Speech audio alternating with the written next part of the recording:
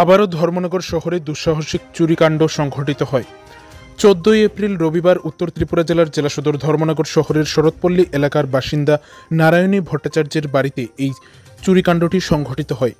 জানা যায় 14 এপ্রিল রবিবার সন্ধ্যা আনুমানিক 6টা 15 মিনিট নাগাদ নারায়ণী ভট্টাচার্য ওনার বাড়িতে এসে তিনি দেখতে পান ঘরের গ্রিল ভাঙা, দরজার তালা ভাঙা।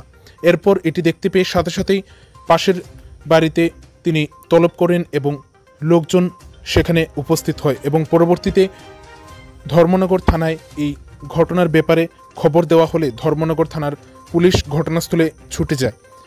বাড়ি মালিক জানান এই চুরিকাণ্ডে আনুমানিক 25,000 চুরি করে নিয়ে যায় চোরের দল। বর্তমানে পুলিশ এই ঘটনার তদন্ত শুরু করেছে। ঘটনাটা কি ঘটছে আর কটার দিকের ঘটনা আর আপনার নামটা? আমার নাম নারায়ণী ভট্টাচার্য।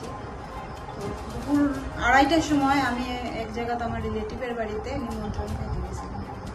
তো সন্ধ্যা 6:15 আমি বাসাতে আইলাম। তারপরে দেখলাম যে গ্রিলের সামনের গেটের তালা ঠিকই আছিল। আমি চাবি দিয়ে তালা খুললাম, তারপরে ঢুকলাম। ঢুকার পরে দেখলাম বারান্দার গ্রিলের দরজার তালা ভাঙা, ঘরের দরজারও তালা ভাঙা, ভিতরে লাইট জ্বলে।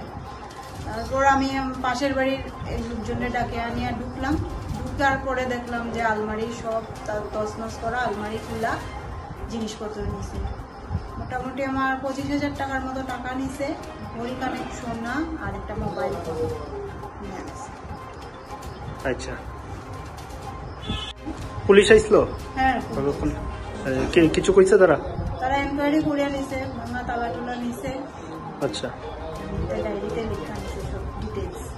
আপনি কি তার বাড়িতে একলা থাকেন? হ্যাঁ, বর্তমানে আমি একলাই আছি। মানে সার্ভিস করেন নাকি? না।